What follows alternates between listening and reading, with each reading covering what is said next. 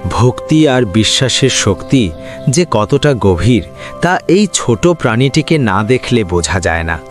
প্রভুর চরণে মাথা নত করে সে শুধু একটু আশ্রয় চেয়েছিল, কিন্তু নিষ্ঠুর পৃথিবী তাকে শান্তি দেয়নি।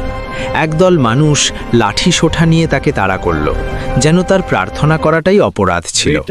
কান্নায় ভেঙে পড়ল সে, শরীর হলো ক্ষতবিক্ষত। অসহায় অবস্থায় আশ্রয়ের খোঁজে সে এক রেস্তোরাঁয় ঢুকল। হঠাৎ টিভিতে দেখল পরম দয়ালু এক ব্যক্তিকে।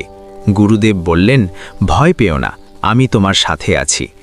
এই এক বাণী যেন তাকে নতুন জীবনের দিশা দিল।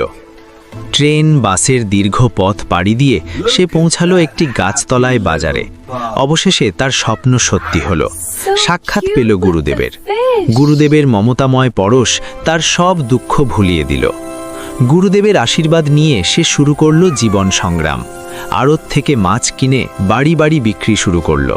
সততা আর পরিশ্রমের ফলে তার আয় বাড়তে থাকল। সফলতা এবার তার ধারে।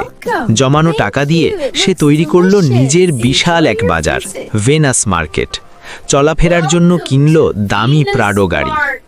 গল্পের শেষে দেখা যায়, সমুদ্রের স্নিগ্ধ বাতাসে সে যখন পরম শান্তিতে ধ্যানমগ্ন, প্রভু তাকে আশীর্বাদ করছেন।